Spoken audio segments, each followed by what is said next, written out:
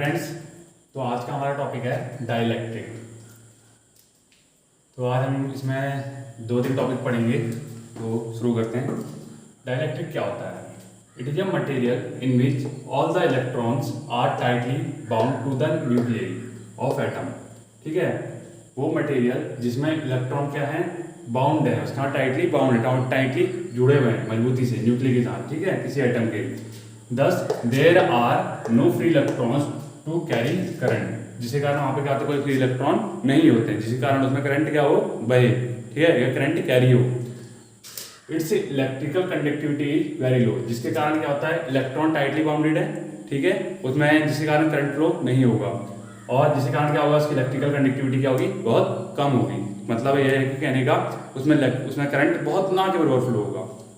तो इसके एग्जांपल हैं glass, plastic, oil, many more etcetera. ठीक है, नेक्स्ट टॉपिक है डाइलेक्ट्रिक कांस्टेंट। अब हमने डाइलेक्ट्रिक पढ़ लिया, अब डाइलेक्ट्रिक कांस्टेंट क्या होता है हम ये पढ़ेंगे। It is the ratio of the permittivity of the substance to the permittivity of free space. ये क्या है, रेशियो है किसका, permittivity of the substance to the permittivity of free space. It is unitless. ठीक है, हम जानते हैं जो कोई कांस्टेंट होता है, कोई वैल्यू नहीं होती है, तो उसका क्या है, वो क्या होगा, यूनिटलेस होगा। अब जो डाइलेक्ट्रिक कांस्टेंट होते हैं, हम इसे के से डिनोट करते हैं। इसे क्या बोला जाता है, कापा, ग्रीक वर्ड है। ठीक है, इसे कापा बोला जाता है। और डाइलेक्ट्रिक कांस्टेंट का मैथमेटिकल फॉर्म है वो किस तरीके से होता है, K equal to C upon C naught. C क्या है यहाँ पे, परमिटिविटी ऑफ सब्सटेंस, जैसा हमने इसकी डेफिनेशन में बोला, परमिटिविटी ऑफ सब्सटेंस। और ये क्या है, सी नॉट क्या है, परमिटिविटी ऑफ फ्री स्पेस। हमने कहा ना रेशियो है, रेशियो का मतलब क्या था, हम डिवाइड कर लेते हैं इसे, तो वही है ये permittivity of substance to the permittivity of free space. तो ये ध्यान देना, ये के यहाँ पे कापा है। तो फ्रेंड्स, हमारे अगले टॉपिक है non polar and polar molecules. तो हम पढ़ेंगे कि नॉन पोलर और पोलर मॉलिक्यूल्स क्या होते हैं। तो हम पहले जान लेते हैं पोलर और नॉन पोलर मॉलिक्यूल किन्हें कहा जाता है। Molecule of dielectric may be defined as polar and non polar. जैसे कि मैंने आपको अभी इससे पहले टॉपिक में बताया था कि डाइलेक्ट्रिक क्या होते हैं, तो उसी में से है molecule of dielectric may be defined as polar and non polar. जो मॉलिक्यूल होते हैं डाइलेक्ट्रिक के, उनको क्या कह सकते हैं, पोलर और नॉन पोलर कह सकते हैं। और हम जानते हैं कि पोलर मॉलिक्यूल क्या होते हैं और नॉन पोलर मॉलिक्यूल क्या होते हैं। तो पहले बात करते हैं नॉन पोलर मॉलिक्यूल की। तो नॉन पोलर मॉलिक्यूल क्या होते हैं, और non polar molecule is one in with the centre of gravity of positive charge coincide with negative charge. ठीक है, नॉन पोलर मॉलिक्यूल क्या होते हैं, जिसमें सेंटर ऑफ ग्रेविटी जो होती है पॉजिटिव चार्ज की, वो कोइंसाइड कर जाएगी। ठीक है, मतलब कोइंसाइड कर जाएगी इसके साथ, नेगेटिव चार्ज के साथ। इसके एग्जांपल क्या क्या हैं, H2, O2, N2, CO2 etcetera. ठीक है, और भी है।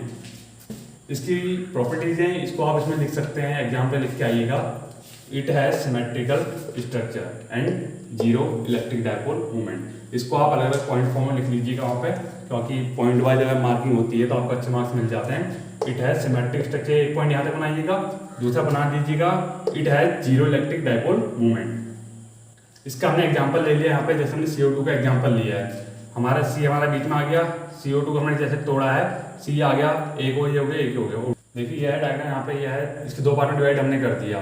तो इसके बाद क्या है, ये P जो हमारे यहाँ पे शो कर रहा है, ये डायपोल मूवमेंट को शो कर रहा है हमारा। ठीक है, तो हमारा नेगेटिव से पॉजिटिव तरफ दोनों जा रहे हैं। यहाँ पे ये पॉइंट है हमारा बीच में, तो ये हमारा यहाँ पे क्या कर रहा है, शो कर रहा है कि इसके बाद क्या है, zero dipole electric dipole movement है। अब हम बात करते हैं पोलर मॉलिक्यूल की। पोलर मॉलिक्यूल क्या होता है, तो इसकी डेफिनेशन है, a polar molecule is one in with the centre of gravity of positive charge not coincide with negative charge. इसमें जो क्या होता है, सेंटर ऑफ ग्रेविटी होती है पॉजिटिव चार्ज की, वो नेगेटिव चार्ज के साथ कभी कोइंसाइड नहीं करती है। इसके एग्जांपल हैं HCl, H2O, CO एक्सेट्रा। और इसी तरीके से आप इसमें पॉइंट बना सकते हैं, it has no symmetrical structure, इसके पास सिमेट्रिकल स्ट्रक्चर नहीं होता, and it has no electric dipole movement, इससे कोई इलेक्ट्रिक डायपोल मूवमेंट नहीं होता है। इसका डायग्राम देखें, जैसे हमने यहाँ से एग्जांपल ले लिया HCl, तो H पॉजिटिव Cl नेगेटिव, दो उसमें टूट गया। इसका जैसे एक डायरेक्शन में शो कर रहा है, ये क्या है, इसका क्या है, इलेक्ट्रिक डायपोल मूवमेंट इसके पास है। यहाँ पे हमारा इलेक्ट्रिक डायपोल मूवमेंट क्या होता है, जीरो होता है, यहाँ पे कोई इलेक्ट्रिक डायपोल मूवमेंट हमारा नहीं हो रहा था।